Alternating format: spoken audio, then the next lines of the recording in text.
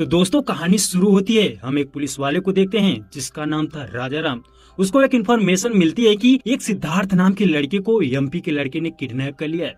अब एसआई राजा राम जो उनके अड्डे पर पहुंचता है, वहां देखता है कि मिनिस्टर का बेटा अपने दोस्तों के साथ चिल कर रहा होता है। तो एसआई राजा राम उसे सारी बात बताता है। तभी वह देखता है कि उस लड़के को इन्होंने मारकर टांग दिया था। दरअसल सिद्धार्थ मिनिस्टर की बेटी से प्यार करता था। जब यह बात उसके भाई को पता चली तो वह उसको मार दिया।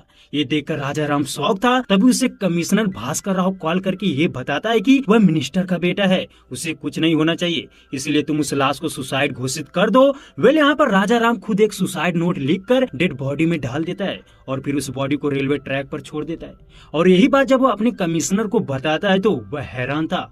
उसका कहना था कि उसने बॉडी को रेलवे ट्रैक पर रखकर गलती कर दी, क्योंकि जो वहाँ का रेलवे एसआई है वो बहुत ही खतरनाक है। यानी बॉडी रेलवे ट्रैक पर मिलने से ये मामला उसके अंडर आ जाएगा, फिर वह इतनी आसानी से उसे सुसाइड घोषित नहीं करने देगा। तो वैसा ही होता है। हम देखते हैं कि ये खबर रेलवे एसआई लक्ष्मण को पता चल जाती है। तो जब वह बॉडी को देखता है तो उसे पता चल जाता है कि कुछ तो झोल झाल है। वही राजा राम उससे ये कहता है कि वह बॉडी को सुसाइड घोषित करने के लिए लेटर पर साइन कर दे। तभी लक्ष्मण जब सुसाइड नोट देखता है तो वह समझ जाता है कि इसे किसी ने दूसरे ने लिखा है, क्योंकि सिद्धार्थ एमबीए का स्टूडेंट था, जबकि सुसाइड नोट ठीक से लिखा भी नहीं गया था। हालांकि लक्ष्मण को पता चल चुका था कि इस लड़के को मिनिस्टर के बेटे ने मारा है, बट वह यहाँ पर कुछ ज्यादा कुछ तो नहीं करता। लेकिन सुबह होते ही वह मिनिस्टर के लड़के के अड्डे पर पहुंच चुका था। उसका कहना था कि रेलवे की कुछ चीजें चोरी हुई है, इसलिए उसे ढूंढने आए हैं। वही मिनिस्टर के बेटे का कहना था कि वह करोड़ों का बिजनेस करते हैं, वह छोटी मोटी चोरी से क्या करेंगे। जैसा कि वह फुल एटीट्यूड में बात कर रहा था, इसीलिए लक्ष्मण उनको बहुत मारता है। यानी वह उसी चीज का गुस्सा उतार रहा था। लक्ष्मण इतना मारता है कि एमपी का बेटा हॉस्पिटलाइज हो जाता है, यानी खुद मारता है और खुद ही एडमिट कराता है। तो जब ये बात मिनिस्टर को पता चलती है तो वह हॉस्पिटल आता है। उसका कहना था कि जिसने भी मेरे बेटे को मारा है ना, मैं उसे नहीं छोड़ूंगा। तभी लक्ष्मण डायरेक्ट उसे बता देता है कि तेरे बेटे को मैंने मारा है, और इतना मारा है कि अब वह जीवन भर उठ नहीं पाएगा, क्योंकि उसकी रीढ़ की हड्डी टूट चुकी थी। वेल यहाँ पर लक्ष्मण मिनिस्टर को धमकाते हुए निकल जाता है। उसके बाद हम देखते हैं कि लक्ष्मण अपने दादाजी के साथ लड़की देखने गया था। दरअसल उसका माँ बाप बहुत पहले ही मर चुके थे, जिसकी वजह से उसे उसके दादा यानी हनुमान वेरी नहीं पाला था। तो यहाँ पर वह लड़की देखने जाते हैं। लक्ष्मण लड़की को देखते ही पसंद कर लेता है, जिसका नाम था स्वाति। वहीं जब घर आता है तो वह अपने दादाजी के साथ ड्रिंक कर रहा था। बट लोचा तो तब होता है कि हनुमान लड़की के पिता को कॉल करके ये बताता है कि उसका बेटा शराबी है, उसको लड़कियों की आदत है। और यही नहीं, वो उसको बीमारी के बारे में भी बोलता है कि उसकी किडनी खराब हो चुकी है, यानी भर भर के बुराई करता है ताकि ये रिश्ता टूट जाए। तो ऐसा ही होता है। स्वाति लक्ष्मण को कॉल करके मना कर देती है। तो जब ये बात लक्ष्मण को पता चलती है तो वह अपने दादा पर बहुत गुस्सा होता है और इसकी वजह पूछता है। तो इस पर हनुमान का कहना था कि उसने उसे बड़े प्यार से पाला है, अगर उसकी शादी हो जाएगी तो वह उसे वृद्धा आश्रम छोड़ जाएगा। ये सुनकर लक्ष्मण उन्हें बताता है कि वह कभी भी ऐसा नहीं करेगा। वेल जो भी हो, यहाँ पर तो उसकी शादी टूट ही जाती है। उसके बाद हम एक और कैरेक्टर को देखते हैं, अजीत नारायणा, जो एक पुलिस ऑफिसर था। उसे एक मदन नाम का शख्स एक बंदे के बारे में बताता है, जिसका नाम था शिवडू। तो मदन यहाँ पर अजीत को ये बताता है कि शिवडू विशाखापट्टनम के अंदर आदवीवरण नामक गांव में गांजे की खेती करता है। यानी वह वहाँ के किसानों से धान के बदले शीलावती गांजा उगाता है, जिसकी कीमत बहुत ज्यादा है। अगर कोई भी इंसान ये करने से मना करता है तो वह उसे मार देता है। यानी उस गाँव में उसकी दहशत है। और यही नहीं, शिवडू अपने गांजे को उड़ीसा के रास्ते कोलकाता भी डील करता था। उसका ये भी कहना था कि इस काम में बड़े बड़े बिजनेसमैन, पॉलिटिशियन भी उसकी मदद कर रहे हैं। उसके माल पर एक खास किस्म की मुहर होती है, जिसे देखते ही पुलिस की इतनी हिम्मत नहीं होती है कि वह उसे पकड़ सके। तो मदन यहाँ पर सारी इंफॉर्मेशन देने के बाद अजीत से कहता है कि वह इसके खिलाफ एक्शन ले। बट अजीत भी मना करता है, क्योंकि उसको अभी भी बहुत कुछ जानना था। वह एक शख्स के बारे में भी बात करता है कि एक पात्रो नाम का शख्स है जो कोलकाता में ही रहता है। मुझे शक है कि शिवडू उसी से कुछ संबंध हो सकता है। वेल यहाँ पर हम शिवडू के कारनामे के बारे में जानते हैं। उसके बाद हम खुद शिवडू को ही देखते हैं। दरअसल एक अफसर उसके माल को पकड़ लिया होता है। तो शिवडू फुल गुस्से में था। वह खुद पुलिस स्टेशन जाता है और उसके हाथ में एक जहरीला सांप था। वह इंस्पेक्टर को कुछ पैसे भी देता है कि वह उससे दोस्ती कर ले, बट वह नहीं मानता, जिससे शिवडू उसे सांप के जरिए मार देता है और अपना सारा माल लेकर निकल जाता है। यानी कुछ इस तरह शिवडू लोगों के अंदर भय बनाया था। वहीं दूसरी तरफ हम लक्ष्मण को देखते हैं जिसका ट्रांसफर उसी आदमीवरम गांव में होता है जहां पर शिवडू का कहर था। तो जब ये बात अपने दादा से बताता है ना तो वह बहुत खुश होता है क्योंकि वहां उसे उनका घर काफी नजदीक था। पर दिक्कत ये थी कि लक्ष्मण उन्हें नहीं ले जाना चाहता था क्योंकि वह अच्छे अस्पताल नहीं थे और खतरा भी बहुत ज्यादा था, इसीलिए वह उन्हें वृद्धा आश्रम भेजने की सोचता है। इससे उसके दादा बहुत नाराज थे। उनका कहना था कि तू सोच रहा है कि मैं तेरे साथ रहूंगा तो तेरी शादी नहीं होगी, इसलिए तू मुझे नहीं ले जा रहा है। तो वह यहाँ पर उसे श्राप देता है कि उसकी शादी कभी नहीं होगी। वेल अब लक्ष्मण आदि विवरण के लिए निकल पड़ता है। वह वहाँ पहुँचता है तो देखता है कि रेलवे स्टेशन की हालत बहुत खराब थी, यानी वहाँ बहुत गंदगी थी, यहाँ तक कि स्टेशन पर भैंस बकरी भी बांधी गई थी। लक्ष्मण ये सब देखते ही समझ चुका था कि यहाँ मामला कुछ तो गड़बड़ है। वह कांस्टेबल सुब्बू को ये बताता है कि वह जल्द से जल्द स्टेशन को साफ करवाए। तभी अचानक उसकी नजर कुछ लोगों पर पड़ती है जो स्टेशन पर ही गांजा पी रहे थे। तो उन्हें रोकने के लिए लक्ष्मण उनके पास जाता है और उनसे ये कहता है कि वह पब्लिक प्लेस पर गांजा ना पी सकते हैं और ये भी पूछता है कि उन्हें ये गांजा कहाँ से मिला। बट वे लोग बताने के बदले उससे फुल एटीट्यूड में बात करते हैं, यानी अकड़ दिखा रहे थे। तभी लक्ष्मण उन्हें बहुत मारता है और पकड़कर पुलिस स्टेशन में ले जाता है जहाँ पर इंस्पेक्टर कोंडा गोपाल मौजूद था। तो लक्ष्मण उसे बताता है कि ये लोग पब्लिक प्लेस पर गांजा पी रहे थे, इनको बंद करो और गांजा बेचने वालों को भी पकड़ो। तभी कोंडा उनको बंद करने के बजाय लक्ष्मण को ही डांटता है कि वह एक आरपीएफ पुलिस है, उसे अपने काम पर ध्यान देना चाहिए, यानी वह उसके मामले में दखल ना दे, ये उसका मैटर है, वह खुद संभाल लेगा। अब ये सुनने के बाद बावजूद भी लक्ष्मण कुछ नहीं बोलता, वह वहाँ से चुपचाप चला आता है। उसके बाद रात को सोते समय एक और घटना घटती है। दरअसल कुछ लोग शिकार कर रहे थे तो गोलियों की आवाज सुनकर लक्ष्मण सुब्बू के साथ जंगल की तरफ जाता है। वह देख पाता है कि उन्होंने एक मोर को मारा था। तो जब वह इसके बारे में बोलता है तो उनका कहना था कि वह रोज ऐसा करते हैं, इसमें क्या बात है। अब उन्हें लेकर वह फॉरेस्ट ऑफिसर के पास पहुंचता है तो वहां पता चलता है कि फॉरेस्ट ऑफिसर ने ही ये सब करने को बोला था, यानी सभी अपनी मनमानी कर रहे थे। वहीं इंस्पेक्टर कोंडा भी मौजूद था। वह फिर से लक्ष्मण को धमकाते हुए कहता है कि वह उनके काम में दखल ना दे। तो यहाँ पर भी चुपचाप लक्ष्मण घर चला आता है। उसके बाद वहाँ स्टेशन पर बैठा था, तभी वही लोग उसको चिढ़ाने आ जाते हैं। वह एक साथ मिलकर मजा ले रहे थे, तभी लक्ष्मण को एक चीज याद आता है। दरअसल वह उन्हें बताता है कि ये रेलवे तुम्हारे बाप की जागीर है क्या, टिकट दिखाओ। बस यही बहाना उसे मिल चुका था।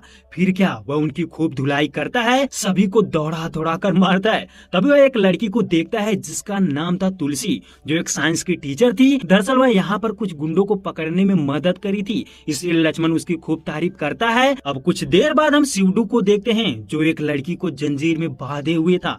दरअसल वह उसे बचपन से प्यार करता था तो उससे शादी करना चाहता था, बट वह इसके लिए तैयार नहीं थी। तभी वहाँ उसके आदमी आ जाते हैं जिनको लक्ष्मण ने मारा था। उन्हीं में उसका मामा भी था, वह भी मार खाया था। ये देखकर शिवडू पगला जाता है कि उसने सिर्फ एक टिकट के लिए इतना मारा। वहीं दूसरी तरफ लक्ष्मण तुलसी के पीछे पड़ जाता है क्योंकि वह ट्रेन से ही सफर करके रोज पढ़ाने के लिए जाती थी। तो लक्ष्मण उसके पीछे पड़ जाता है और उसे प्यार करने लगता है। वहीं दूसरी तरफ शिवडू को कॉल करके ये बताया जाता है कि उसके आदमियों में एक पुलिस वाला है। ये सुनते ही वह समझ जाता है कि उसे पता चल चुका था कि वो मदन ही है। अब मदन वहाँ से भागने लगता है, भागते हुए पुलिस स्टेशन की तरफ बढ़ रहा था। तभी वह कॉल करके अजीत को बताता है तो अजीत उसे पुलिस स्टेशन की बजाय रेलवे स्टेशन की तरफ जाने को बोलता है। उसका कहना था कि वह वहाँ एक शख्स है जो तुम्हें बचा लेगा। वेल अब मदन भागते भागते रेलवे स्टेशन पहुँचता है जहाँ पर पहले से ही लक्ष्मण मौजूद था। फिर क्या, लक्ष्मण शिवडू के गुंडे को बहुत मारता है और मदन को बचा लेता है। इतने में वहाँ एसआई कोंडा भी आ जाता है। तो अब लक्ष्मण के पास मौका था, वह उसे भी बहुत झाड़ता है। इसके बाद हम देखते हैं कि लक्ष्मण को ये पता चलता है कि उसका दादा वृद्धा आश्रम से भाग चुका था। वह ट्रेन पकड़कर यहीं पर आ रहा था। अब हम हनुमान को देखते हैं जो ट्रेन में बैठा था। वह एक लड़की को देखता है जो ट्रेन में गांजा बेच रहा था। तो जब हनुमान इससे उसके बारे में पूछता है तो पता चलता है कि उसकी बहन उसे बेचने को भूली थी। अब वह उसकी बहन के पास जाता है। हम देखते हैं कि ये वही थी तुलसी, यानी उसने लक्ष्मण से झूठ बोला था कि वह टीचर है। वह तो यहाँ पर अपने भाई और बाप के साथ मिलकर गांजा बेचती थी। हनुमान उन्हें बहुत भला बुरा बोलता है, बट तुलसी भी उससे लड़ पड़ती है। इसके के बाद हनुमान लक्ष्मण के पास पहुंचता है। लक्ष्मण उसे देखते ही बहुत बोलता है, बट उनका कहना था कि वह 2-3 दिन में चले जाएंगे। यहीं पर वह तुलसी के बारे में बताता है कि उसे एक लड़की मिल चुकी है, वह बहुत ही अच्छी है। इतने में हनुमान उससे कहता है कि यहाँ की लड़कियाँ ठीक नहीं है, यहाँ शादी मत करना, क्योंकि मैंने एक लड़की को देखा था जो गांजा बेच रही थी। हालांकि वह तुलसी की ही बात कर रहा था, बट उसे ये नहीं पता था कि लक्ष्मण उससे ही प्यार करता था। वेल, जो भी हो, यहाँ पर शिवडू आ जाता है। वह ये बताता है कि उसने जो मदन को बचाने की कोशिश करी थी उसे उसने अभी मार दिया है। इसके साथ ही वह लक्ष्मण को भी धमकी देता है कि वह आने वाले यात्रा में उसकी बलि देगा। ये कहते हुए शिवडू चला आता है। हम देखते हैं कि लक्ष्मण को गुस्सा तो आया था, बट वह कुछ नहीं करता। अब अगले दिन लक्ष्मण अपने दादाजी को लेकर स्टेशन जाता है। दरअसल वह आज उसे तुलसी से मिलाने वाला था। वह उसकी खूब तारीफ किए जा रहा था, लेकिन जब तुलसी वहाँ अपने बाप के साथ आती है तो उसका दादा उन्हें देख कर हिल जाता है। यानी दोनों शौक थे। तो यहाँ पर तुलसी की असली सच्चाई पकड़ी जाती है कि बाप बेटी स्टेशन पर गांजा बेचते हैं। ये देखकर लक्ष्मण की भी आंखें फटी की फटी रह जाती है। तभी वहाँ से तुलसी भाग जाती है। कुछ दिन बाद ये देख पाते हैं कि एसआई कोंडा का एक बेटा था जिसका आज जन्मदिन था। तो उसकी माँ से पता चलता है कि वह अपना जन्मदिन मनाने अपने दोस्तों के साथ गया है। बट उधर हम देखते हैं कि वह बहुत ज्यादा नशे में था, क्योंकि उसने गांजा पी रखा था, जिससे बाइक एक्सीडेंट से मारा जाता है। तो जब ये बात लक्ष्मण को पता चलती है ना, तो वह एसआई कोंडा को बहुत डांटता है कि उसका बेटा उसकी वजह से ही मरा है, क्योंकि वह गांजा को बेचने का परमिशन नहीं देता तो उसका बेटा आज जिंदा होता। वेल, यहाँ पर कोंडा ये फैसला लेता है कि अब वह शिवडू को गांजा बेचने नहीं देगा। अगली सुबह देखते हैं कि शिवडू ट्रक में माल लोड कर रहा था, जिसे वह कोलकाता भेजने वाला था। बट अचानक वहाँ पर कोंडा आ जाता है। वह उसे माल ले जाने से रोकता है और शिवडू का सारा माल जब्त कर लेता है। इस चीज से शिवडू बहुत गुस्सा था। वह यहाँ पर तो कुछ नहीं करता, लेकिन रात को अपने कुछ गुंडे भेजकर एसआई कोंडा को मरवा देता है, जिसे बड़ी ही बेरहमी से जंगल में मारकर लटका दिया जाता है। उसकी वाइफ का कहना था कि उनकी ईमानदारी की वजह से आज उनकी जान चली गई। ये देखकर लक्ष्मण गुस्से में था। वह उनसे बदला लेना चाहता था। वह सोच ही रहा था कि क्या करे। तभी एक दिन शिवडू को अपना माल कलकत्ता भेजना था, तो वह कलकत्ता चला जाता है और अपने लोगों को बोलता है कि वह पुलिस स्टेशन से अपना सारा माल ले लें। तो हम देखते हैं कि वह पुलिस स्टेशन में जब्त हुआ सारा माल वापस ले लेते हैं और पहाड़ी के रास्ते कलकत्ता के लिए निकल पड़ते हैं। लेकिन तेज बारिश की वजह से रास्ते में ही पत्थर गिर जाता है, जिससे वह आगे नहीं बढ़ सकते थे। इसीलिए वह फैसला लेते हैं कि अब वह ट्रेन में माल को भर कर कलकत्ता ले जाएंगे।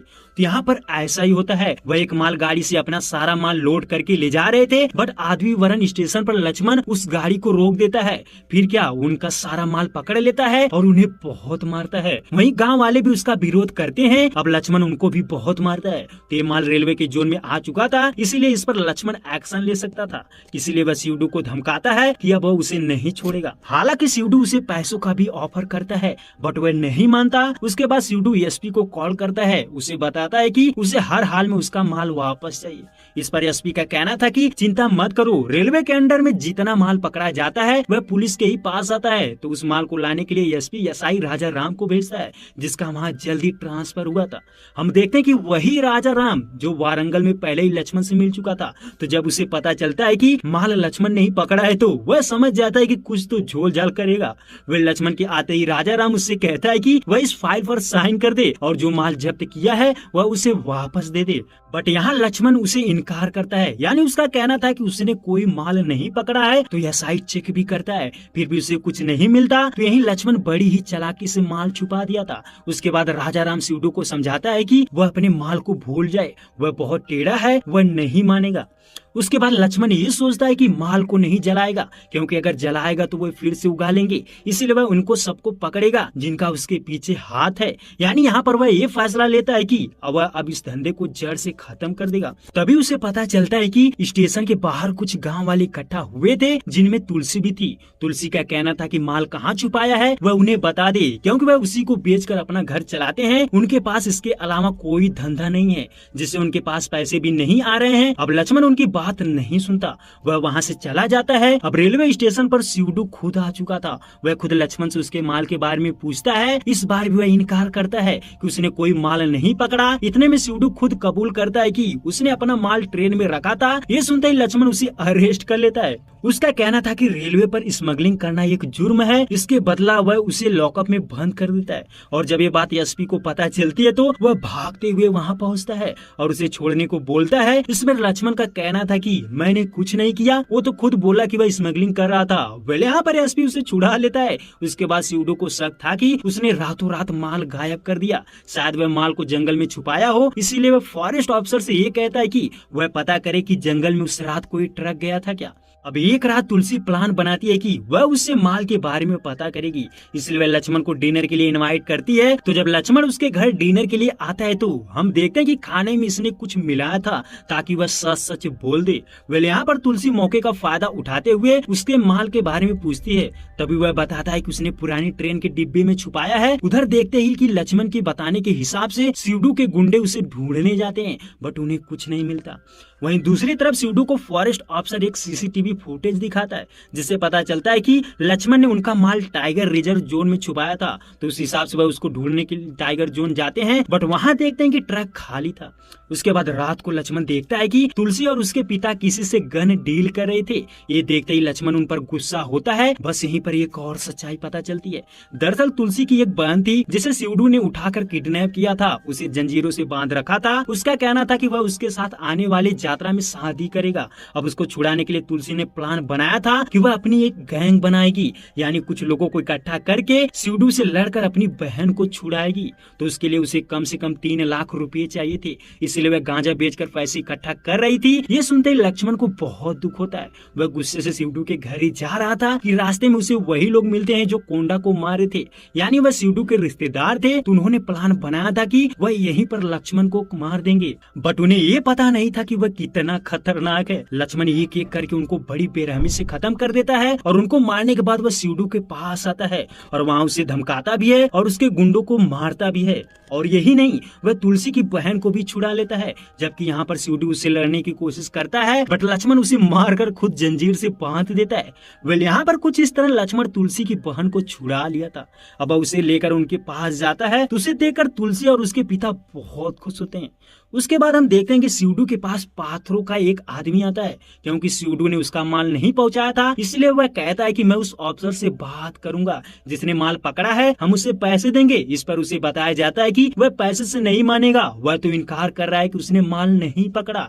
वेल अब उस आदमी को ट्रक के पास ले जाया जाता है जिसे जंगल में छोड़ा गया था। तो वह ट्रक को देखकर समझ जाता है। उसका कहना था कि इसके टायर में काली मिट्टी लगी है जबकि यहाँ लाल मिट्टी है, उसका मतलब यह ट्रक कहीं काली मिट्टी वाली जगह गया होगा। तो उस आदमी के कहने के हिसाब से वह काली मिट्टी वाले एरिया में पहुंचते हैं। तो वहाँ सच में वह माल एक घर में पाते हैं, बट दिक्कत यह थी कि उन माल की रखवाली हनुमान कर रहा था। वह वहाँ बैठा था और फिर धीरे धीरे करके सभी को मारना शुरू करता है। और यहाँ पर यह पता चलता है कि वह रिटायर्ड आर्मी था, इसीलिए उसे अच्छे से गन चलाना भी आता था। लेकिन वहाँ पर सीडू के साथ पाथरो भी आ जाता है, वह हनुमान को मार देता है। तो यहाँ पर वह उसे बेरहमी से मारकर सारा माल उठा ले जाते हैं। वहीं जब ये बात लक्ष्मण को पता चलती है तो वह वहाँ भागते हुए आता है, बट देखता है कि उसके दादा को मार दिया गया था। लक्ष्मण बहुत दुखी था, उसे हर हाल में बदला लेना था। तो अब वो दिन आ चुका था जिसका सभी को इंतजार था।